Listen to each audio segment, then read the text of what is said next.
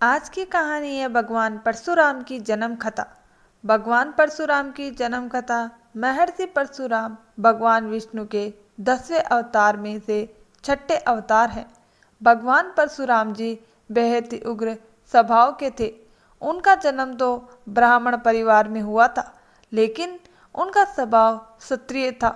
उनके क्षत्रिय स्वभाव होने के पीछे भी एक कहानी है।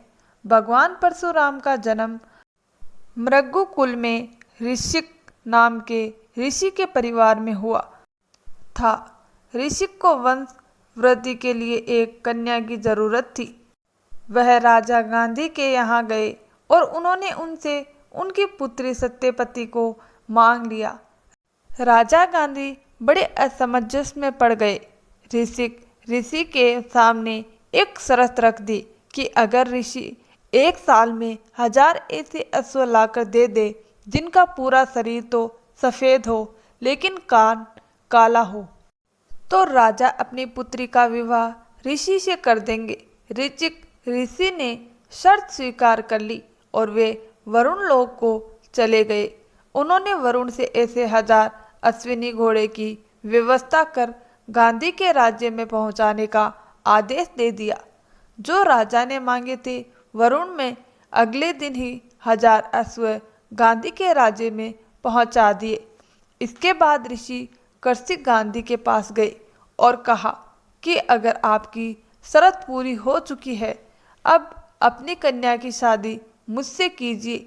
गांधी अब और भी भयभीत हो गए थे, इसीलिए उन्होंने अपनी पुत्री का विवाह ऋषि के साथ कर दिया। गांधी के कोई बेटा नहीं था। बेटी के विवाह के बाद गांधी की पत्नी ने अपनी बेटी से कहा कि तुम्हारे पति बहुत ही शक्तिशाली है, उनसे एक जरूर मेरे पुत्र के लिए भी मांग लेना। अपनी पत्नी की इस बात को जानकर, जो कि उसकी माता ने बताई थी, ऋषि ने जो चरु का निर्माण किया, एक अपनी पत्नी को दे दिया और दूसरा पत्नी की माँ को दे दिया। दोनों चरु अलग अलग थे। राजा गांधी की पत्नी ने यह समझकर कि ऋषि ने अपनी पत्नी के लिए अच्छा चरु बनाया होगा और मेरे लिए थोड़ा कमतर, इसीलिए उसने चरु बदल लिए। एक दिन ऋषि ने अपनी पत्नी की तरफ देखा और दिव्य दृष्टि से जान लिया कि उनकी पत्नी के गर्भ में क्षत्रिय का बालक है।